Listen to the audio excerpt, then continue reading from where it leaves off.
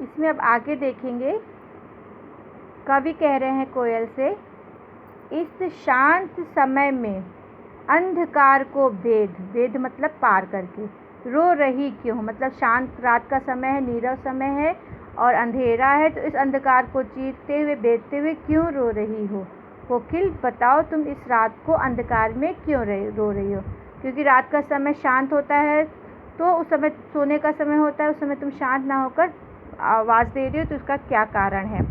कहीं ऐसा तो नहीं कि तुम चुपचाप मधुर विद्रोह बीज इस भांति बो रही क्यों हो, यानी कहीं ऐसा तो नहीं तुम कहीं चुपचाप रात को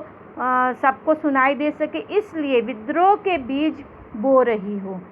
दिन में तुम्हारी आवाज़ कोई सुन नहीं सकता, इसलिए तुम दिन में ना बोल के रात को बोल रही विद्रोह के बीज, मतलब स्वतंत्रता के लिए लोगों के मन में आंदोलन की भावना का जो बीज बो रही हो। कहीं ऐसा तो नहीं है कि इसीलिए बो रही हो ताकि रात को अंधकार में शांत में हर कोई तुम्हें शांति से सुन सके। कोयल कहीं ऐसा तो नहीं है, तुम यह बात तो बताओ। अगले पैराग्राफ में कवि अंग्रेज़ों की निर्ममता का बखान कर रहे हैं, निर्ममता के बारे में बता रहे हैं कि किस तरह से उनकी निर्ममता चारों तरफ फैली थी, एक काली रात के समान। जिस तरह काली रात्र होती उसी प्रकार अंग्रेज़ों का शासन भी वो काले रात्र के समान है। कह रहे हैं काली तू, यानी कि तू भी काली है, रजनी भी काली, रजनी का मतलब ये रात, मतलब तुम भी काली हो, रात भी काली है। शासन की करनी भी काली, यानी जो शासन यानी अंग्रेज़ों का शासन है उसका किया हुआ कार्य भी कैसा है, काला हुआ है, काला है। काली लहर कल्पना काली, काली लहर कल्पना काली, यानी कि चारों तरफ देश में काली लहर छाई हुई है, जिसके कारण काली कल्पनाएं उठ रही, यानी मन में बुरी बुरी कल्पनाएं लोगों के मन में उठ रही है। आगे कह रहे हैं कि ये जो हमारी काल कोठरी है, मेरी काल कोठरी, जो मेरी काल कोठरी है वो भी कैसी है, पूरी तरह से काली है। टोपी काली कमली काली, टोपी मतलब टोपी जो हम लगाते हैं वो, और कमली कंबल जो हम टोपी लगाए हैं, यानी जो हमारे लीडर्स भी हैं वो भी उनके अंदर भी अंधकार छा गया है। और कमली काली यानी कि हमने जो ओढ़ के रखा कंबल वो भी काला है। इसके अलावा मेरी लौ श्रृंखला काली, यानी जो हमें जंजीरों में जकड़ा गया है वो भी कैसा है, काला है, यानी लोहे की चारों तरफ कालीमा छाई हुई है। कालीमा विशेषण के तौर पर प्रयोग कर रहे हैं कि अंग्रेज़ों का शासन कितनी बुरी तरह से हम लोगों के जीवन पर अपना प्रभाव डाले हुए है। पहरे की हुंकृत की ब्याली, ब्याली का मतलब यहाँ पर दिया है सांपिन, यानी नागिन की बात कर रहा है। पहरे पर यानी जो पहरेदार जो हुंकार भी लगाते हैं, यानी जो पहरेदार बोलते हैं रात को हुंकार लगाते हैं, वो भी ऐसे लग रहा है कि जैसे सांपिन के समान फुफकार रहे हों, इस तरह से लगता है। तिस पर है गाली ए आली, उसने होने के बावजूद भी ये लोग बात बात पर गालियाँ देते हैं। हे सखी, आली मतलब सखी, कि हे कोयल, इस पर भी लोग सब तरफ से गालियाँ ही देते, यानी हमारे चारों तरफ जीवन में पूरा अंधकार ही छा गया है। जहाँ देखो वहाँ पर ही अंधकार है, सूर्य की रोशनी यानी प्रकाश का कोई नामो निशान अभी तो नहीं दिख रहा है, और उसके बाद भी लोगों की हमें गालियाँ ही सुनने को मिल रही है। आगे है, इस काले संकट सागर पर मरने को मदमाती, कोकिल बोलो तो अपने चमकीले गीतों को क्यों कर हो तैराती। कोकिल बोलो तो कवि कहना चाह रहा है कि वो तो जेल में बंद है और अन्य क्रांतिकारी भी जो हैं उन पर अनेक बहुत ही बुरी तरह से यातनाएं दी जा रही है। जो अंग्रेज़ शासन है वो बहुत ही परेशान करा, जिससे सारे देश के लोग उनसे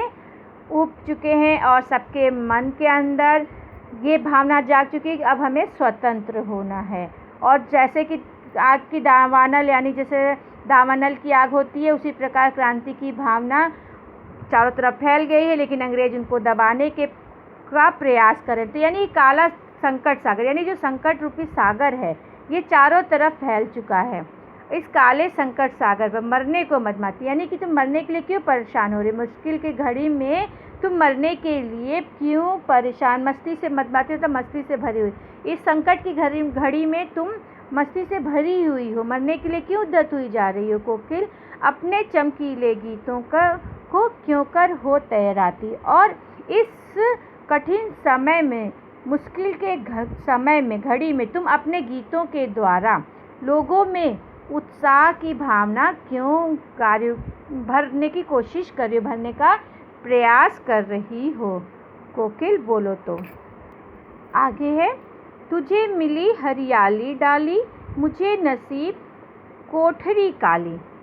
तेरा नभ भर में संचार, मेरा 10 फुट का संसार, तेरा गीत कहावे वाह, रोना भी है मुझे गुनाह, देख विषमता तेरी मेरी, बजा रही तिस पर रणभेरी। यानी कि अपनी तुलना कवि कोयल से कर रहा है, जो कोयल स्वतंत्र है, आज़ाद है, उससे अपनी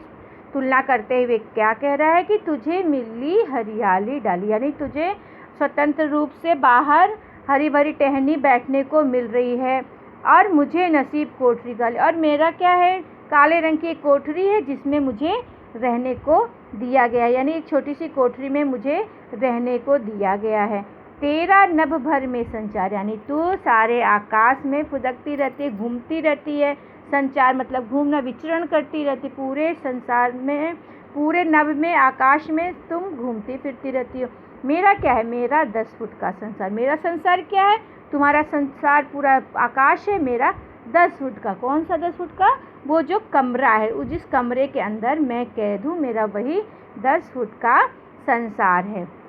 तेरे गीत कहावे, तुम जब गाती हो तो तुम्हारे गीत को सुनकर लोग वाह वाह करने लगते हैं कि क्या बात है, कितना मधुर गा रही है, रोना भी है मुझे गुनाह, और लेकिन मेरे लिए तो रोना भी पाप के समान है, क्योंकि अगर मैं कुछ रोता हूँ, गाता हूँ, तो अंग्रेज उस पर और मारते हैं और पीटते हैं, इसलिए तुम तो स्वतंत्र होकर घूमती हो, आराम से भरी डाली पर बैठती हो, आकाश में विचरण करती हो, और जब गीत गाते हैं तो सब तुम्हारी तारीफ़ करते हैं, लेकिन मेरा क्या है, मेरे को इस छोटी सी कोठरी में बंद होकर रहना है जो 10 फुट की है, और अगर मैं रोता हूँ तो भी मुझे मारा पीटा जाता है, यानी कि मेरा रोना भी किसी को पसंद नहीं आता। देख विषमता तेरी मेरी, ठीक है, विषमता मतलब असमानता, देख विषमता असमानता, यानी हमारी और तुम्हारी, तेरी मेरी मतलब तुम्हारी और मेरी असमानता देखो, देखो और समझो, उस पर भी देख रही हूँ कितनी असमानता है, यहाँ पर दोनों में बताया कि कितनी असमानता है। बजा रही तिस पर रणभेरी, रणभेरी मतलब लड़ाई का बिगुल बजा रही हूँ, लड़ाई का बिगुल बजाकर मतलब लड़ाई शुरू करने के लिए प्रेरित कर रही हो, इतनी असमानता होने के बावजूद भी तुम मुझे लड़ाई करने के लिए प्रेरित कर रही हो। इस हुंकृति पर अपनी कृति से और कहो क्या कर तुम,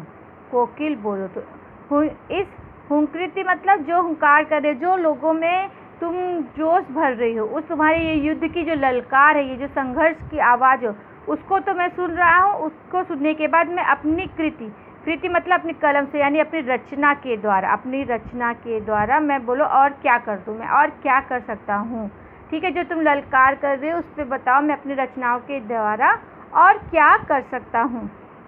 कोकिल बोलो तो। मोहन के व्रत पर प्राणों का आसव किसमें भर दूँ, आसव मतलब रस होता है, ठीक है, मोहन मतलब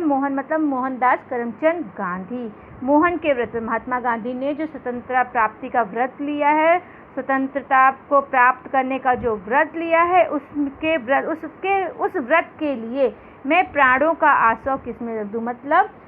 लोगों में प्राण शक्ति किसमें भर दूँ। कोकिल बोलो तो, अर्थात कवि कहना चाह रहा है कि तुम्हारे इस हुंकार पर मैं अपनी रचना के द्वारा और महात्मा गांधी के जो दृढ़ संकल्प है उसके लिए मैं अपने प्राणों का मतलब किसमें प्राणों का संचार कर दूं, जिससे